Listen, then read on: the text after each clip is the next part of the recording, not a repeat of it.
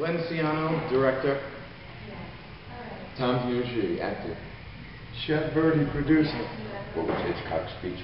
Thank you. William Forsythe, troubadour. Carl McRae, writer. And Ben DeLuca, director of photography.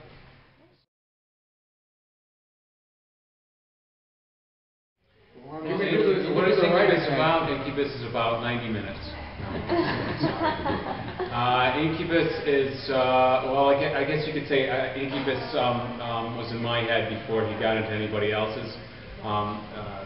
The basic idea started with me. I wrote a script for Glenn and the producers who wanted to do a movie that took place in one location with 10 characters on $1 million budget. I always liked police procedural stories, and I like the idea of the fact that cops can't leave the haunted house; they have to stay. They can't be like that family just stays and why don't they get out of the house? They have to stay.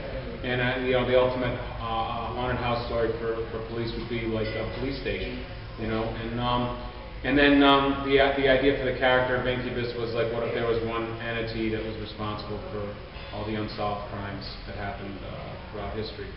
And what would this thing be? How would it be able to get close enough to kill someone and then leave without leaving any evidence? Okay, Birdie said, well, who's the biggest name in horror? And I said, I don't know. For me, it's Robert Englund. He said, well, let's get him. I said, okay.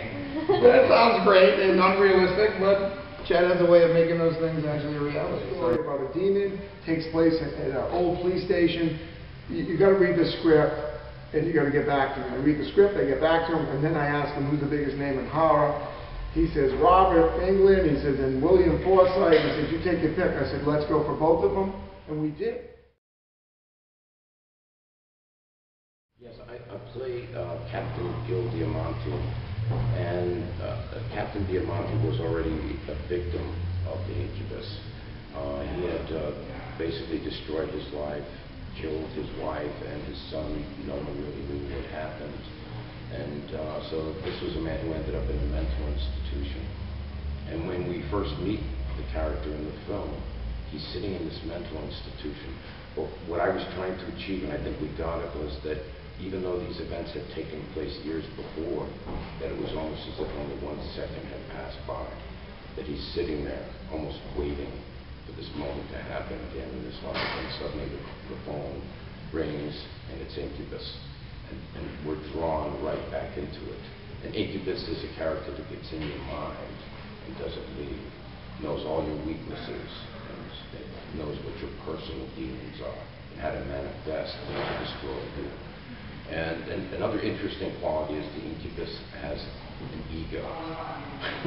And his ego is what draws him back to bring me back and finish the job that he had started years before. So I think the film it reminds me very much of 70s style movie, which I think is the last great era of filmmaking. And it just has those kind of qualities that make it exciting. And it's amazing what you can do with, you don't need $50 million. All you need is a lot of good hearts and a lot of passion. Well, it's funny, Rhode Island was always a place big in my heart. When I was 20 years old, turned 21, I came here and I actually worked as an entertainer in Newport, Rhode Island. It was summer of 1976. I was a singer. And so I had a really, really great experience that summer, and it was always someplace that was close to my heart. And I hadn't been back to Rhode Island in years, and suddenly I got the call from the boys, and Glenn, who I had known previously, and I was like, this works. The script was solid, and an old friend was making the call. So apparently now, since I've been in all 3 films, I'm an official member of the Rhode Island Traveling Players. Yes, we'll be taking Shakespeare on the road next month. And truly, I had a great experience. What I love the most about working with these guys and the film that we made, because I mean, it doesn't matter if you had a good time if the film stinks, but this film doesn't stink. And one of the main reasons is the passion of the people. The people are just so passionate about trying to do the best job they can possibly do. There's no pretensions. This film is not based on great technology. It's not computer driven, and it's not just pop culture.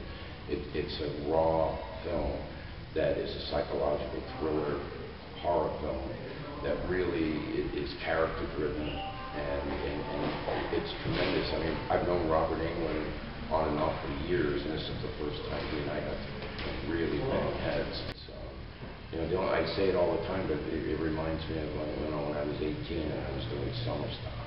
There's something really wonderful and fresh about it, and you know, I don't think we see enough of that. So, and the movie's good. It was a pretty wild experience to only drive 2.5 minutes from my house past my Dunkin' Donuts and, you know, walk onto the set basically. But more importantly, just to work with guys like William and Robert, learn a thing or two from them was a really amazing experience to do that right in your hometown. I mean, you don't get to punch Freddy Krueger in your hometown very often, and I get to do that. But he killed me shortly thereafter. One of the amazing things about doing the film is we took this police station, it's closed, right, in Cranston, and we take this amazing location and we turn it into a living hell. You know, a place that is a place of great security, a place that, you know, go to the police, you'll be okay. And we take that and it becomes this world that just keeps closing into it, strangling you to death. And the Dunkin' Donuts was right next door. Yeah, you know what? It was good for Rhode Island. We're all, you know, outside of William, we're all Rhode Islanders. We employed 86, 82 Rhode Islanders for this movie. We gave the restaurants here, the catering, tens, hundreds of thousands of dollars of business. So it was a great community effort. I mean, we really gave actors and directors and a lot of local talent the opportunity to be involved in something special. And to be able to bring that to the big screen, it is special. It's overwhelming on how happy we actually are that the audience demanded that this happen. Because without them, it didn't matter. If they didn't like the movie, we wouldn't be here. It wouldn't be in theaters. And if you didn't like the script, it would just be a stack of paper and it wouldn't be a movie. That's correct. And I think that if it wasn't for the first audience reaction, which was so powerful when we premiered this, and people went out of their way to come over and tell us how strong this film was. And that ultimately at the end of the day is the greatest reward you can have.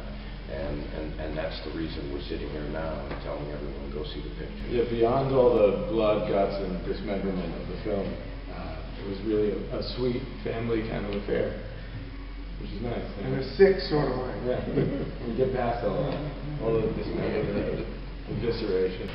You know, check us out. We're in theaters tomorrow. October 28th, go see our movie. Happy Halloween.